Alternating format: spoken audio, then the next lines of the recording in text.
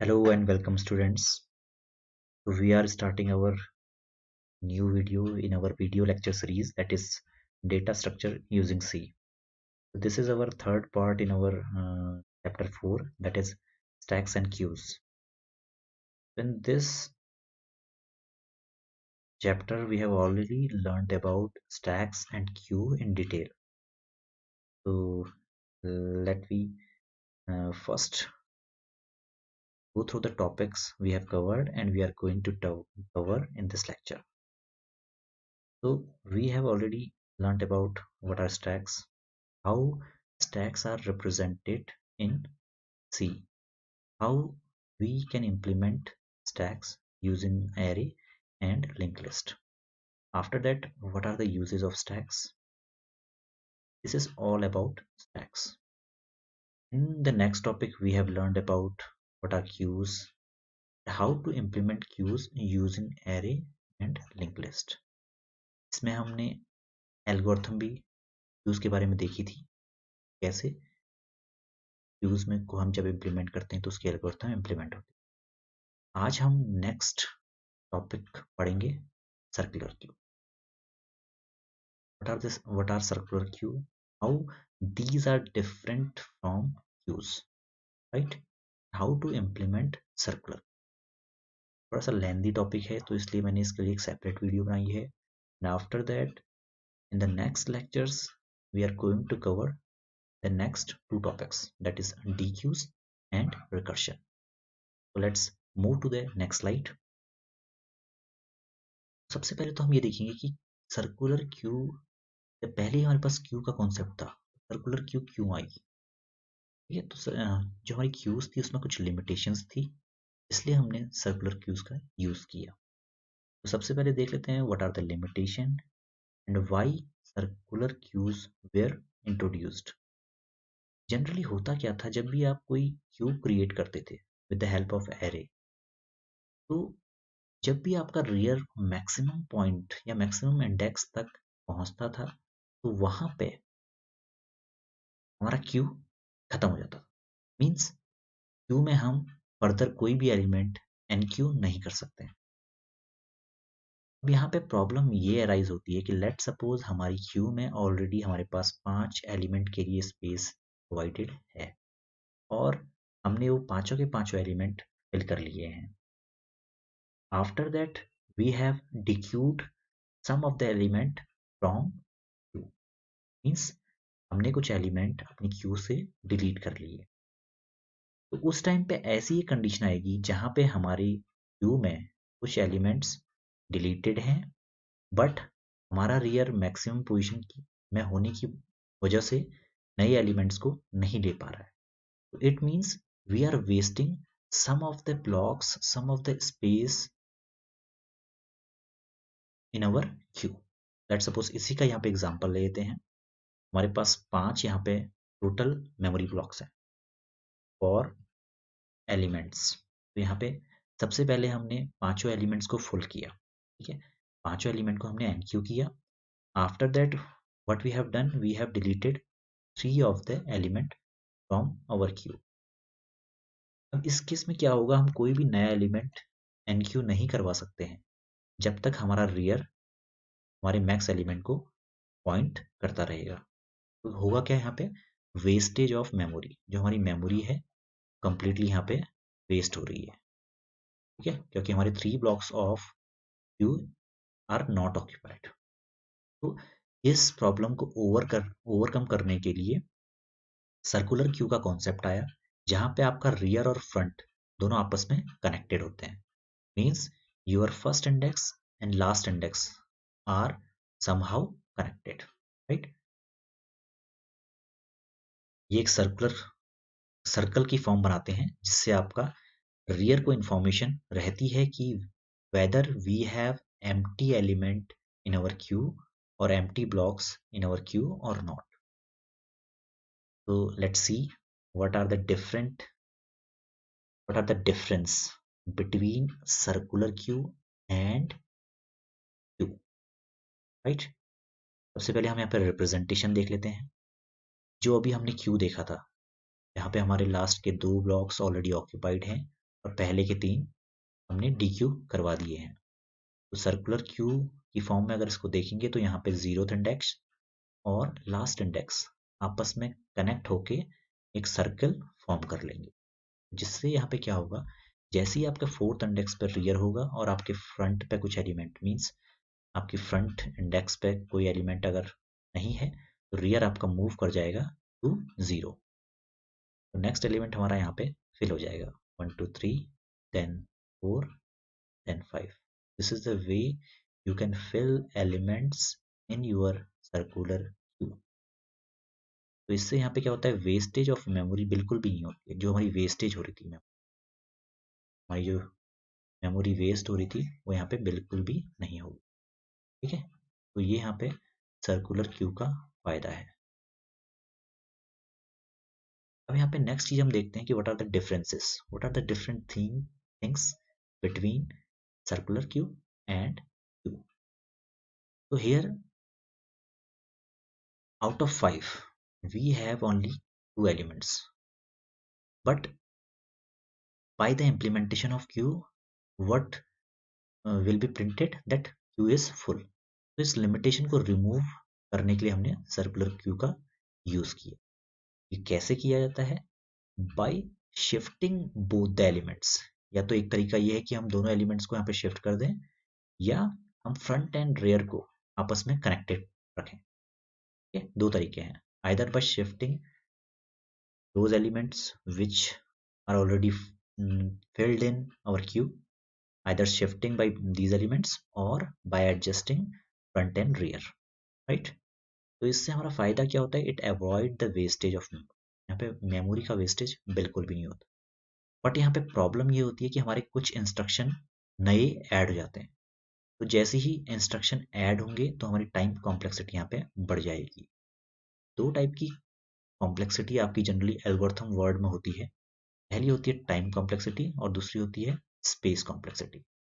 अगर आपका एल्गोरिथम बहुत ज़्यादा मेमोरी ब्लॉक्स ले रहा है या आपके मेमोरी ब्लॉक्स को अनयूज्ड छोड़ दे रहा है, तो इट मीन्स आपका बहुत ज़्यादा स्पेस वेस्ट हो रहा है, तो इसको बोलते हैं स्पेस कॉम्प्लेक्सिटी। और अगर आपकी एल्गो बहुत ज़्यादा टाइम ले रही है फॉर एग्जीक्यूशन, तो इसको बोलते हैं टाइम कॉम्प्लेक्सिटी। तो क्यू के केस में क्या होता है, टाइम कॉम्प्लेक्सिटी बहुत ही कम होती है, तो ये टाइम कॉम्प्लेक्सिटी के केस में इम्प्रूव्ड है। But in case of space complexity ये बहुत ही बेकार है। क्यों, यहाँ पर हमारे पास एम्प्टी ब्लॉक होने के बावजूद भी हम उसको यूज नहीं कर पाते हैं। But in case of circular queue time complexity is very high because we have few more instruction in comparison of queue। queue के कंपैरिजन पे यहाँ पे हमारे पास जो इंस्ट्रक्शन है वो ज़्यादा है, तो उनके एग्जीक्यूशन में यहाँ पे टाइम ज़्यादा लगता है। टाइम कॉम्प्लेक्सिटी यहाँ पे बढ़ जाती है। ठीक है, टाइम कॉम्प्लेक्सिटी यहाँ पे बढ़ जाएगी और स्पेस कॉम्प्लेक्सिटी यहाँ पे कम हो जाएगी। Means in terms of space it is much better, while in terms of time complexity it is somehow bad, means degraded than q। ठीक है, तो ये ध्यान रखना है आपको। अब सर्कुलर क्यूज की जनरल डेफिनेशन या जनरल उसका व्यू पॉइंट देख लेते हैं कि होते क्या है। तो these are similar to linear queue which is having FIFO concept. तो जो क्यू का कॉन्सेप्ट है वही आपका सर्कुलर क्यू का कॉन्सेप्ट है। Means if we have 4 elements in our queue and this is our 4 element, 4 index 0 1 2 and 3। so at 0th index we have element, let's suppose 1, so this is marked as front। here we have 2, here we have 3 and here we have 4, this is marked as rear। ठीक है, तो जो सबसे पहले element आया है वही सबसे पहले डिलीट होगा। This is FIFO concept. जो फर्स्ट इन हुआ है वो फर्स्टली आउट होगा, एंड जो सबसे लास्ट में आया था वो सबसे लास्ट में आउट होगा। ठीक है, तो ये सेम कॉन्सेप्ट यहाँ पे आपका सर्कुलर क्यू का है। बट यहाँ पे डिफरेंस क्या रहता है कि जो आपकी लास्ट पोजीशन है, जो लास्ट इंडेक्स है, वो हमेशा आपके फर्स्ट इंडेक्स से कनेक्टेड रहता है। ये दोनों आपस में कनेक्टेड रहे, मीन्स रियर को फर्स्ट पोजीशन की इंफॉर्मेशन पूरी तरह से पता होगी यहाँ पे एलिमेंट है या नहीं है। अगर एलिमेंट नहीं है तो वो सिंपली शिफ्ट होके अपनी पोजीशन ये बना लेगा, ठीक है।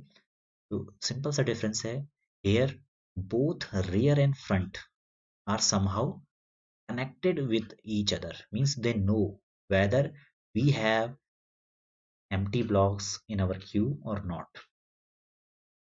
ऑपरेशंस की बात कर सकते हैं, तो यहाँ पे चारों वही ऑपरेशन हमारे पास अवेलेबल हैं। फ्रंट को हम फैच कर सकते हैं, रियर को हम फैच कर सकते हैं, we can insert value inside our queue, we can delete value from our queue. So these are the different operation we have in. Let's move to the next slide. In this slide we are going to see what we have in NQ operation. NQ operation में हम क्या क्या चीजें कर सकते हैं, means data को insert करने में हमारे पास क्या क्या पॉसिबिलिटी आ सकती है। तो तीन डिफरेंट यहाँ पे सिनेरियो है हमारे पास, उनको मैंने पॉइंट वाइज लिखा हुआ है यहाँ पे, तो वन बाय वन उनको देख लेते हैं। ये सिंपली एनक्यू ऑपरेशन के लिए हम देख रहे हैं यहाँ पे। तो सबसे पहले what are the basic step we will follow in enqueue operation. सबसे पहले हम चेक करेंगे वेदर क्यू इज फुल और नॉट, ये हमारी क्यू फुल है या नहीं है। तो अगर क्यू फुल है तो हम सिंपली अपना मैसेज कर देंगे कि क्यू इज ओवरफ्लो, ठीक है। मैसेज हम दे देंगे कि क्यू ओवरफ्लो है और आप इसमें नए एलिमेंट पुश नहीं कर सकते हैं। तो ये आपका क्या है, पहला आपका पॉसिबल सिनेरियो है। और इसमें हम दूसरा चेक करेंगे। सबसे पहले हम फ्रंट और रियर को -1 पे सेट करेंगे और जैसे ही पहला एलिमेंट डालेंगे दोनों की पोजीशन 0 सेट हो जाएगी। तो इससे पहले हमने क्यू वाले सेगमेंट में भी देखा था। अगर आपको और ज़्यादा जानकारी चाहिए तो आप प्रीवियस वीडियो को देख सकते हैं बहुत अच्छे से। मैं अभी पिक्टोरियल वे में आपको दिखाऊंगा भी कैसे हम इसमें इंसर्ट करेंगे। तो सबसे पहले हमारी फ्रंट और रियर की पोजीशन -1 होती है जैसे ही हम पहला एलिमेंट डालते हैं। Let suppose we have a queue, sorry this is linear queue, we have a queue of 4 element,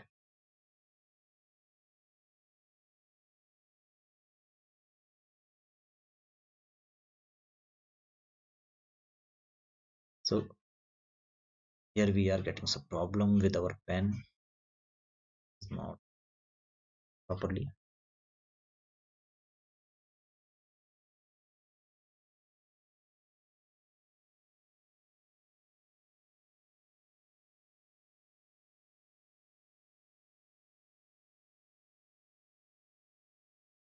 तो लेट सपोज ये हमारी क्यू है जिसमें हम 4 एलिमेंट रखते हैं, ठीक है।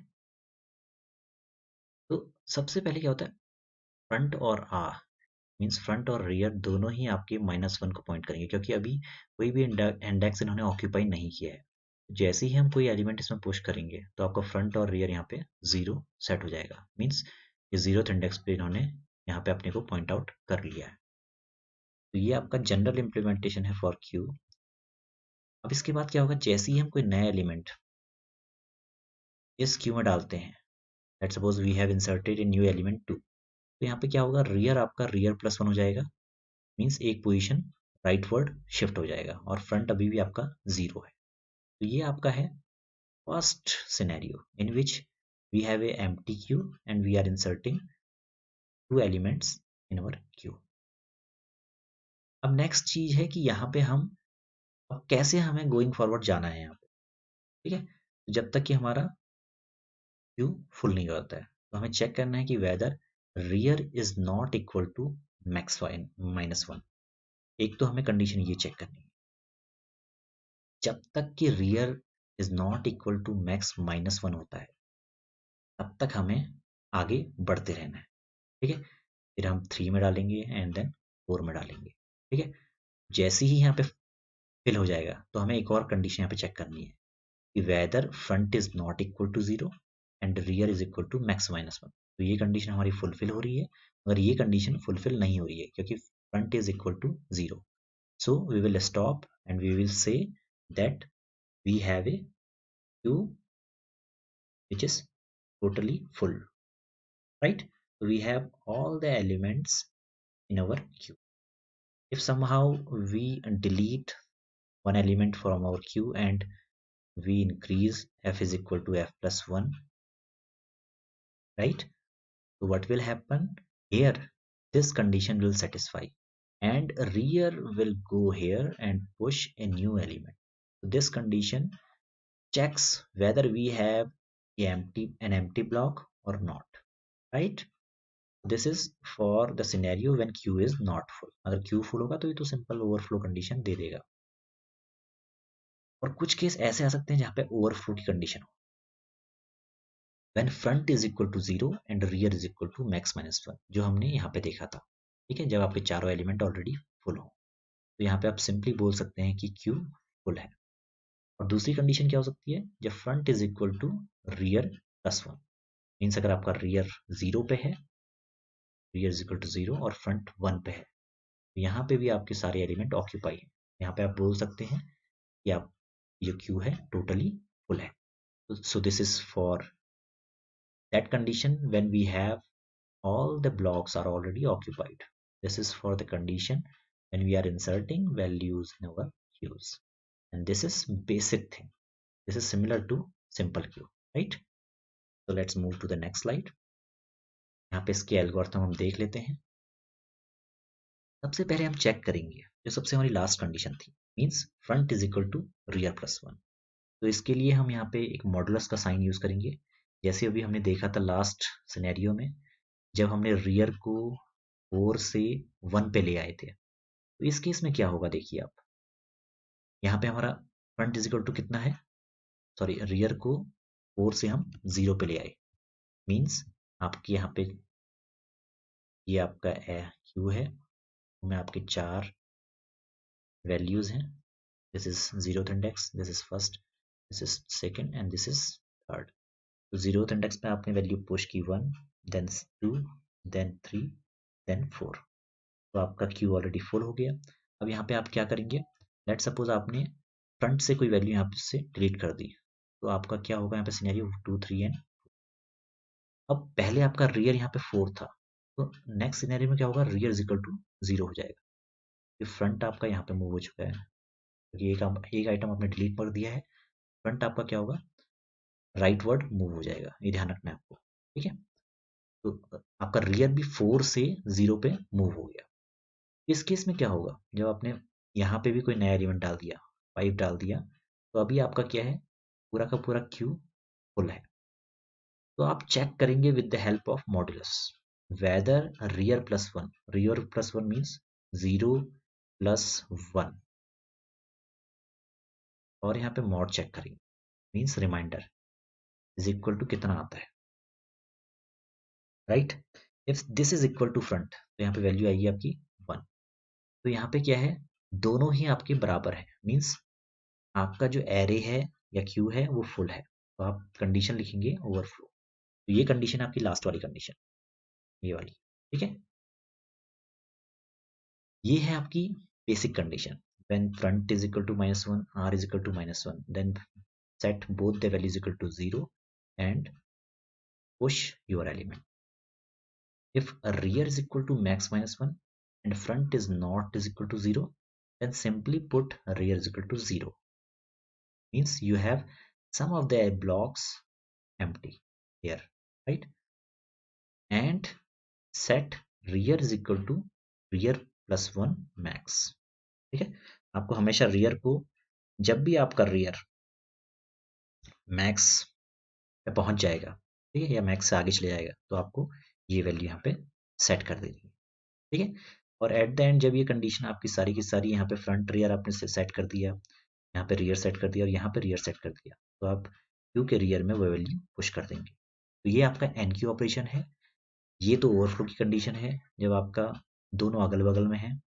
ये आपकी पहली बेसिक कंडीशन है। यहाँ पे आप चेक कर रहे हैं कि whether you have a full Q और नॉट। अगर फुल क्यू नहीं है तो रियर को सीधे 0 सेट कर दीजिए, अगर rear is equal to max minus 1 है तो। नहीं तो एट द एंड आप यहाँ पे सिंपली क्या पुश कर दीजिए, rear is equal to rear plus 1% max. ये जैसे आप सिंपल क्यू में क्या करते थे, rear is equal to r plus 1 करते थे। आप यहाँ पे सिंपली एक और चीज करनी है आपको, मॉड मैक्स।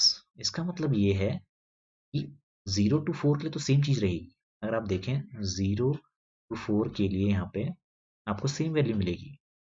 तो अगर आपका R 0 है, 0 + 1 मैक्स, मतलब रिमाइंडर मैक्स, तो आपका 1 आ जाएगा। सिमिलरली 1 + 1 2, 2 के लिए भी ये आएगा। जैसे ही रियर आपका यहाँ पहुंचेगा और front is not equal to 0 है, तभी ये कंडीशन, मतलब ये आपका रियर को इधर पुश कर देगा 4 to 0। तो ये सिंपली यहाँ पे ये चेक करने के लिए है कि आपका rear next block, next empty block की तरफ शिफ्ट हो रहा है या नहीं हो रहा है, राइट। और उसके बाद आप एग्जिट कर लेंगे। एक बार इसको हम पिक्टोरियल वे में भी देखेंगे अभी, राइट। पिक्टोरियल वे में ये कैसे होगा, ठीक है, एक बार यहाँ पे देख लेते हैं। सबसे पहली कंडीशन हमारी क्या है, यहाँ पे हमारे पास 5 ब्लॉक्स ऑफ क्यू हैं and front and rear are both are set to -1। सबसे पहले क्या किया हमने, एक वैल्यू यहाँ पे पुश की, ठीक है, अपने क्यू में हमने एक वैल्यू पुश की है। तो इस केस में क्या होगा, दोनों फ्रंट रियर आपके 0th इंडेक्स को पॉइंट आउट करेंगे। देन हमने क्या किया है, यहाँ पे एक और वैल्यू यहाँ पे पुश की है 20, तो आपका रियर अब 1 को पॉइंट आउट करेगा। फिर एक और वैल्यू हम यहाँ पे पुश करेंगे 30, अब आपका रियर सेकेंड एलिमेंट को पॉइंट करेगा। अब हमने यहाँ पे एक और वैल्यू डाली है 40, तो अब रियर आपका कहाँ पॉइंट करेगा, थर्ड इंडेक्स पे, राइट। एक बार नेक्स्ट देख लेते हैं इसके बाद क्या होता है। अब इसके बाद हम एक वैल्यू और डालेंगे यहाँ पे 50, तो आपका रियर फोर्थ इंडेक्स को पॉइंट आउट करेगा, ठीक है। अब यहाँ पे ध्यान ये देना है, जैसे ही आप DQ करेंगे, लेट सपोज आपने पहला एलिमेंट रिमूव किया, तो आपका फ्रंट मूव हो जाएगा नेक्स्ट पे। सिमिलरली आपने इस एलिमेंट को रिमूव किया, तो आपका फ्रंट मूव हो जाएगा यहाँ पे, ठीक है, जैसे ये केस है। अब इस कंडीशन में आपको ये देखना है कि फ्रंट, अगर फ्रंट 0 पे नहीं है और रियर लास्ट पोजीशन पे है, तो रियर को क्या करना है, 4 + 1 mod 5, जो हमने देखा था इससे पहले NQ में, 4 + 1 mod 5, जिसकी वैल्यू आएगी 0, उसको हमें रियर पे सेट कर देना है, ठीक है। आपका रियर यहाँ आ गया, आप यहाँ पे NQ कर सकते हैं। सिमिलरली नेक्स्ट एलिमेंट आपका यहाँ पे आ जाएगा, क्योंकि आपका जो रियर है, आप यहाँ देखें, अगर आपका जो रियर है नाइदर मैक्स -1 है और नाइदर आपका फ्रंट नॉट इक्वल टू 0 है, ना आपकी ये कंडीशन फुलफिल है, ना आपकी ये कंडीशन फुलफिल है, तो सिंपली आपका रियर नेक्स्ट एलिमेंट पे मूव कर जाएगा, राइट। तो ये आपका बहुत बेसिक चीज है। अगर आप ध्यान से देखेंगे तो with the help of mod हम पूरे सर्कुलर क्यू को यहाँ पे इम्प्लीमेंट कर रहे हैं, और थोड़ी सी कंडीशन हमने यहाँ पे ट्विक की हुई है, बस ये दो चेंजेस हैं, एक ये और एक ये मॉड वाला चेंज, बस यही दो चेंजेस हैं यहाँ पे मेजर, और कुछ भी नहीं है, ठीक है। अब DQ का ऑपरेशन देख लेते हैं। DQ के ऑपरेशन में हम सिंपली ये चेक करेंगे that whether Q is empty और नॉट। अगर Q एम्प्टी है तो DQ ऑपरेशन आपको परफॉर्म नहीं करना है। सिमिलरली अगर हम एलिमेंट डिलीट करेंगे तो आपको फ्रंट की वैल्यू को एक डिक्रीमेंट कर देना है, मीन्स राइटवर्ड शिफ्ट कर देना है। और जैसे ही अगर आपके पास सिंगल एलिमेंट बचा हुआ है आपकी क्यू में, तो फ्रंट और रियर दोनों की वैल्यू को -1 सेट कर देना है, ठीक है। Front is equal to R is equal to -1, ये आपको सेट कर देना है। तो इस तरीके से आप DQ ऑपरेशन को यहाँ पे सिंपली इंप्लीमेंट कर सकते हैं, right. Let's go to the next slide. अगर फ्रंट -1 है, we will print underflow, this is for delete और DQ। set the value is equal to front. If front and rear are both pointing to same index, then we have only single item in our queue. तो simply इनको -1 set कर देना है। If front is equal to max -1 means अगर front आपका last पे point कर रहा है, फ्रंट आपका फोर्थ इंडेक्स को पॉइंट कर रहा है, फ्रंट को आपको 0 पे ले आना है, एल्स फ्रंट को आपको बढ़ाते रहना है, और उसके बाद एग्जिट कर देना है। बहुत सिंपल सी चीज़ है, बहुत ज़्यादा टफ नहीं है चीज़ें, ठीक है। तो अगर आप देखेंगे यहाँ पे, जब हम फ्रंट से हमें चीज़ यहाँ पे डिलीट मारनी थी, तो हमने क्या किया, सिंपली फ्रंट को बढ़ा दिया, 0 + 1 1 कर दिया। ऐसी 1 से हमने उड़ाई तो 1 + 1 2 कर दिया। अगर हम लास्ट पे उड़ाएंगे हम फ्रंट को 0 पे ले आएंगे। तो इस तरीके से हमें अपना पूरा का पूरा इम्प्लीमेंटेशन सर्कुलर क्यू का करना है। एक बार प्रोग्राम की हेल्प से यहाँ पे देख लेते हैं। सर्कुलर क्यू यूजिंग एरे, इस इम्प्लीमेंटेशन को हम देख लेते हैं यहाँ पे।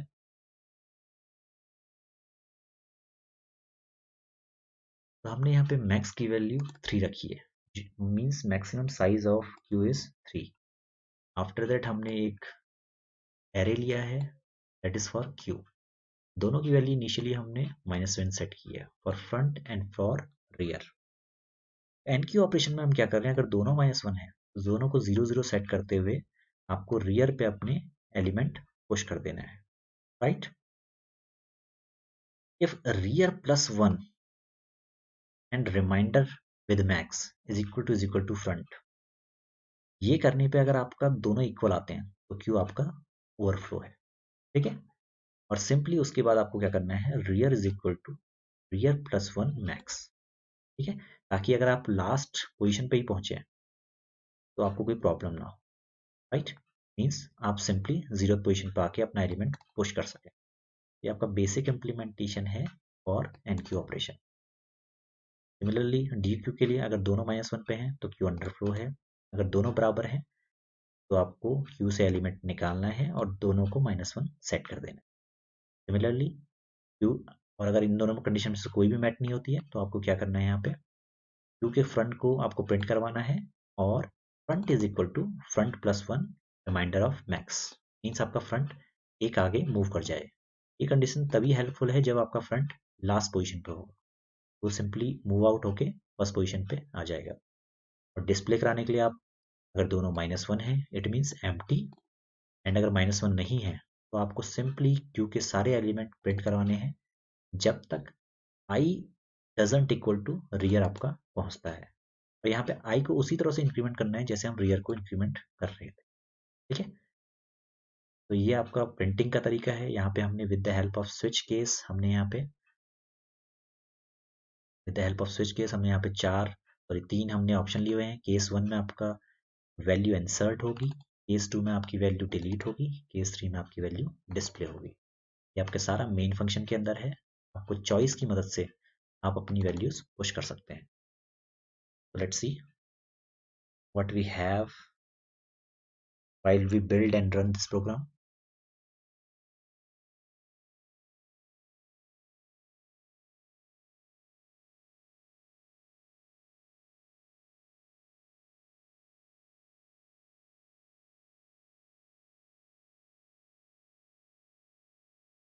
So let's see the console bar logs. Let's see the logs. Undefined reference to in main. So where we are getting problem. ID return 1 exit status. So here we are facing some problem. Let's see what is the problem.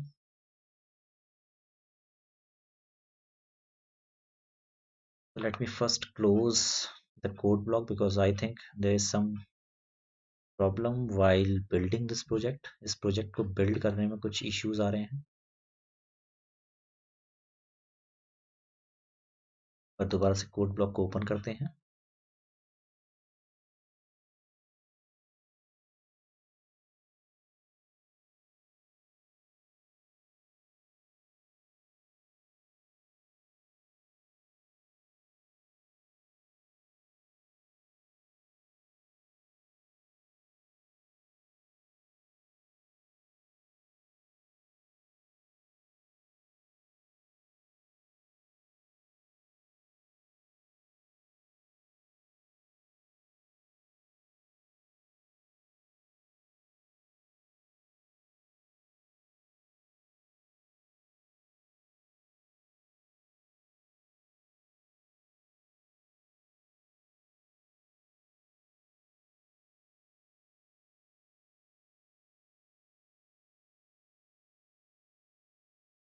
Let's open the program circular queue using array. circular queue using array. So let's check this program by compiling. So we are getting problems undefined reference to min. Let's check what is the problem.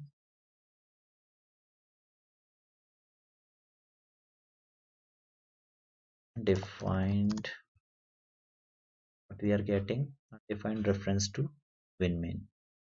Undefined reference to min.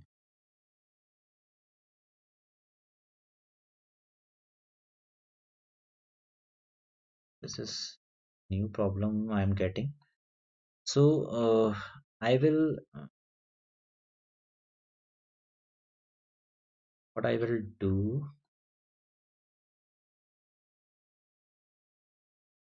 So here we are defining max as 3. In Q we have 3 elements. So max is 3, front is equal to -1 and rear is equal to -1. Here we are inserting an element into our Q. पहली condition है जब दोनों -1 हो तो हमें दोनों को 0 पे सेट करना है और रियर में अपना नेक्स्ट एलिमेंट पुश कर देना है. देन हम चेक करेंगे तो ओवरफ्लो कंडीशन.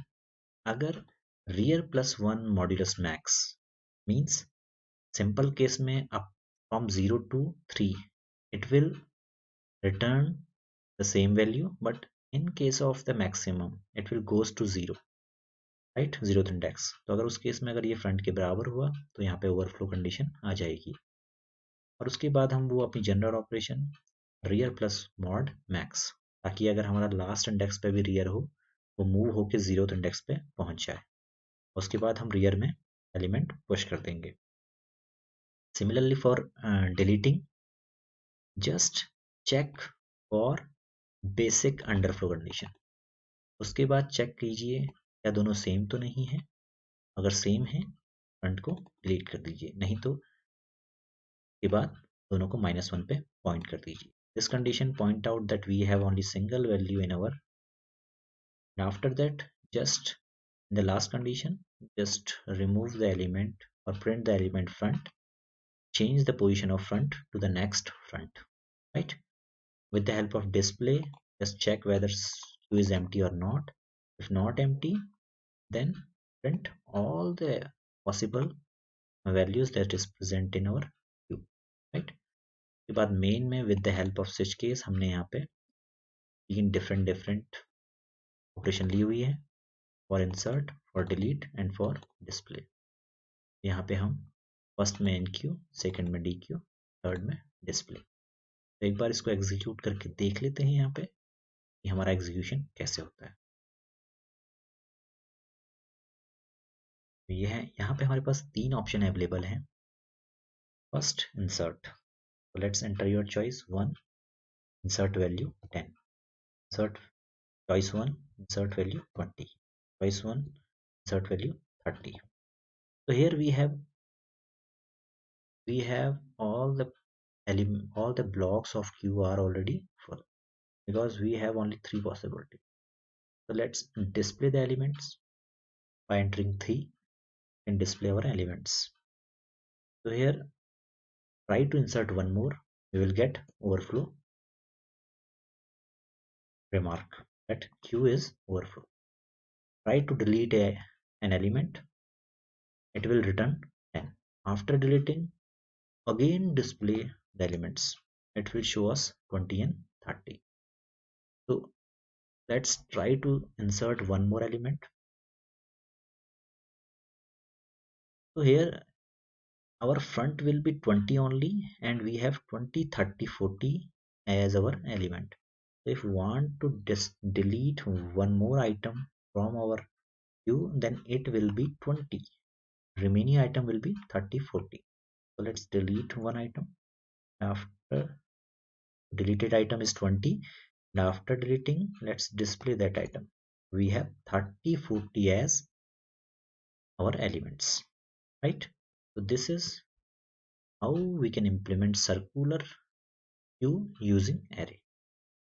एक बार हम लास्ट जो हमारे पास ऑप्शन है वो भी देख लेते हैं, राइट? इसको क्लोज कर दीजिए. सबसे एंड में जो हमारे पास सर्कुलर क्यू को इम्प्लीमेंट करने का तरीका है वो हमारा with the help of link list. उसको भी एक बार यहाँ पे हम थोड़ा सा गो थ्रू कर लेते हैं।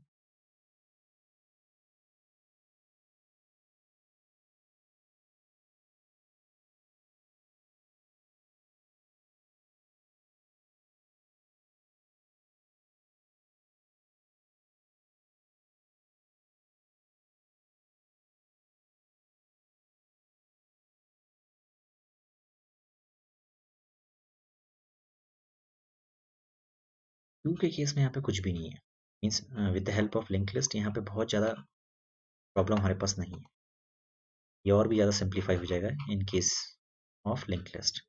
तो with the help of structure we can create a node, और यहाँ पे नोड से हमें फ्रंट और रियर क्रिएट कर लेने हैं, जिनको हमें -1 पे सेट करना है। जब हम एन क्यू करेंगे तो हमें सिंपली ये चेक करना है कि whether rear is equal to -1। अगर रियर -1 के बराबर है तो दोनों का हमें न्यू नोड पे पॉइंट करना है, ठीक है। और उसके बाद रियर के नेक्स्ट को फ्रंट पे पॉइंट करना है, राइट, क्योंकि आपका जो लास्ट आइटम है और पहला आइटम है वो कनेक्टेड रहनी चाहिए। तो रियर का नेक्स्ट हमेशा हम फ्रंट की तरफ पॉइंट आउट करेंगे। एक बार मैं आपको यहाँ पे दिखा देता हूँ। यहाँ पे आप देखेंगे तो ये हमारी, लेट्स सपोज ये हमारा नोड है, इसमें हमारा ये डेटा एलिमेंट है, एलिमेंट 1, और यहाँ पे ये पॉइंट कर रहा है नेक्स्ट एलिमेंट को, ठीक है। तो अभी क्या होगा, जो हमारा क्यू होगा, क्यू में जो हमारा रियर होगा, रियर इसको पॉइंट करेगा और फ्रंट भी इसी को पॉइंट करेगा। बस यहाँ पे कनेक्शन क्या होगा कि रियर यहाँ पे फ्रंट को पॉइंट कर रहा हो, ठीक है। This is the way we have,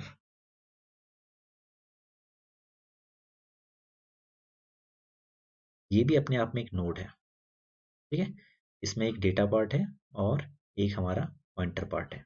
ये भी अपने आप में एक नोड है, इसमें हमारा एक डेटा पार्ट है और एक नेक्स्ट पार्ट है, ठीक है। जैसे यहाँ पे आप देख सकते हैं ये चीज,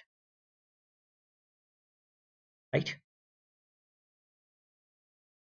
तो front and rear both will have new node, and rear of next will point to front, right। अगर rear -1 के बराबर नहीं है, मीन्स हमारे पास कुछ एलिमेंट ऑलरेडी प्रेजेंट है, उस केस में क्या होगा, हम रियर के नेक्स्ट को पॉइंट करेंगे अपने न्यू नोड पे, उसके बाद हम रियर को न्यू नोड बना देंगे, मतलब रियर में न्यू नोड डाल देंगे, और रियर के नेक्स्ट को हम अल्टीमेटली पॉइंट कर देंगे फ्रंट की तरफ। लेट सपोज यहाँ पे हम दोबारा से देख लेते हैं, हमारे पास यहाँ पे एक रेयर है और एक फ्रंट है, ये हमारा फ्रंट है और ये हमारा रियर है, ठीक है। अभी क्या है, जैसे ही कोई नया नोड आएगा तो होगा क्या, जो आपका फ्रंट है वो आपके नए नोड को पॉइंट करेगा, रियर भी आपके नए नोड को पॉइंट करेगा, और यहाँ पे जो रियर का नेक्स्ट है वो आपके फ्रंट को हमेशा पॉइंट करेगा, दोनों लिंक रहेंगे। अब यहाँ पे अगर आपके पास कोई नया एक और नोड आता है, लेट सपोज आपके पास इस तरह की यहाँ पे टाइपोलॉजी है, ठीक है, बस 3 ऑलरेडी यहाँ पे एलिमेंट हैं, तो रियर आपका कहाँ पॉइंट करेगा, लास्ट वाले को, ये ध्यान रखना है, ठीक है। ये नल को पॉइंट करेगा क्योंकि इसके आगे तो कोई है ही नहीं, ये नल को पॉइंट करेगा, ध्यान रखना। और रियर का नेक्स्ट पॉइंट करेगा फ्रंट को। होगा क्या यहाँ पे, इसको मैं फ्रंट बोलता हूँ और इसको रियर बोलता हूँ। तो यहाँ पे जो सेकंड पॉसिबिलिटी है वो है rear of next is equal to new node. Let suppose ये हमारा न्यू नोड था,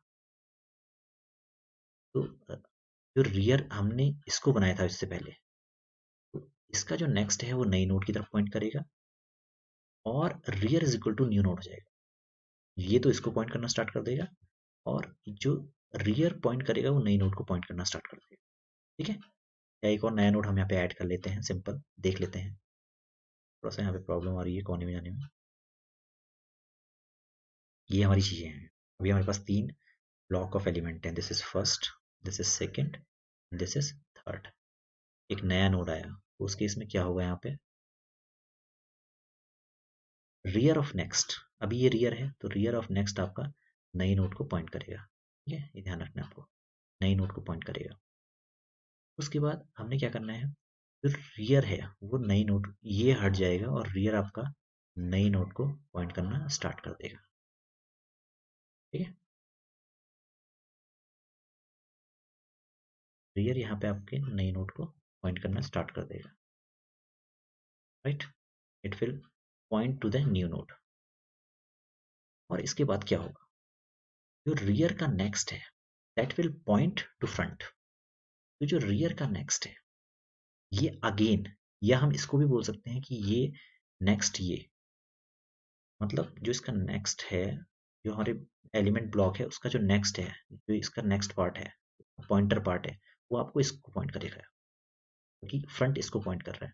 सिंपली रियर आपके फ्रंट को पॉइंट करेगा। ठीक है, इस तरीके से हम इसको ले सकते हैं। DQ के टाइम पे क्या होगा, अगर दोनों -1 है तो हम प्रिंट करेंगे कि आपका Q एम्प्टी है। अगर दोनों इक्वल हैं तो दोनों को -1 करेंगे और जो टेम्प वेरिएबल है उसको हम फ्री कर देंगे, क्योंकि इनिशियली हमने टेम्प इजिकल टू फ्रंट ले रखा है, similar to previous linear queue का एग्जांपल है यहाँ पे। तो जब दोनों सिर्फ एक एलिमेंट बचा है तो यहाँ पे दोनों को -1 किया और टेम्प को फ्री कर दिया।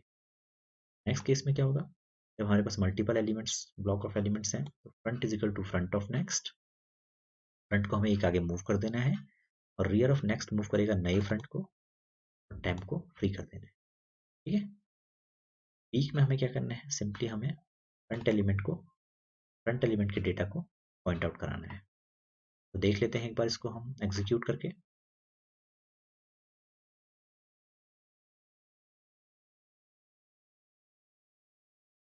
यहाँ पे जैसे ही हमने एलिमेंट, यहाँ पे हमने अपना प्रोग्राम कंपाइल और रन किया, सबसे पहले हमने एनक्यू किया 34, देन 10, देन 23। तो 3 एलिमेंट हमने यहाँ पे पुश किए, तो तीनों एलिमेंट लीनियर फॉर्म में आ गए यहाँ पे। अब हम डिस्प्ले कर रहे हैं तो डिस्प्ले में हमें दिख गए। उसके बाद जब हम DQ कर रहे हैं तो DQ में हमारा एक एलिमेंट दैट इज 34 यहाँ से रिमूव हो जाएगा। उसके बाद हम पीक कर रहे हैं तो पीक हमें फ्रंट की पोजीशन, फ्रंट पे कौन सा एलिमेंट है वो दिखाएगा। तो हम यहाँ पे 10 को प्रिंट कर सकते हैं। अब यहाँ पे जो हमारा डिस्प्ले है, डिस्प्ले सिंपली ये चेक करना है कि अगर दोनों -1 है हमें क्यू एम्प्टी दिखानी है, नहीं तो हमें टेम्परेरी नोड लेना है जो फ्रंट को पॉइंट करेगा और उसको तब तक चलाते रहना है जब तक temp of next is not equal to front. क्योंकि जब वो रियर पे पहुंचेगा, रियर का नेक्स्ट आपका फ्रंट को पॉइंट कर रहा होगा, उसी कंडीशन पे हमें अपने को रोक देना है और सिंपली टेम्प के डेटा को आप यहाँ पे प्रिंट कराते रहिए और टेम्प को मूव करते रहिए। बहुत सिंपल इम्प्लीमेंटेशन है। अगर आपने क्यू देखा है तो उसी का एनहांस वर्जन है, बहुत ज़्यादा टिपिकल नहीं है। मैं इसको थोड़ा जूम आउट कर देता हूँ ताकि आपको और बढ़िया से दिख जाए। नोड बनाया हमने, एनक्यू ऑपरेशन परफॉर्म की, उसके बाद डीक्यू ऑपरेशन परफॉर्म की, आफ्टर दैट पीक हमने ताकि फ्रंट को हम देख सकें, एंड डिस्प्ले ताकि हम पूरे को आइट्रेट कर सकें। ठीक है, बहुत सिंपल है। तो आज के लिए इतना ही। यहाँ पे हम सर्कुलर क्यू भी खत्म करते हैं। अगर आपको प्रोग्राम्स चाहिए होंगे तो कमेंट बॉक्स में आप लिख सकते हैं and we want these programs, और पर्सनली आप मेल भी भेज सकते हैं। That is our mail ID is ANOLNEST@gmail.com, right. यहाँ पे हमें मेल भेजिए, हम आपको PDF भी दे सकते हैं अपनी स्लाइड्स की, और आपको कोई भी अगर प्रोग्राम चाहिए, आप चाहते हैं कि उसको अपने घर पे देखें, तो आप उसको आसानी से सिस्टम में एग्जीक्यूट भी कर सकते हैं। तो आज यहीं पे हम ख़त्म करते हैं लेक्चर। नेक्स्ट लेक्चर में हम DQs और रिकर्शन के बारे में पढ़ेंगे। So thank you for today and bye.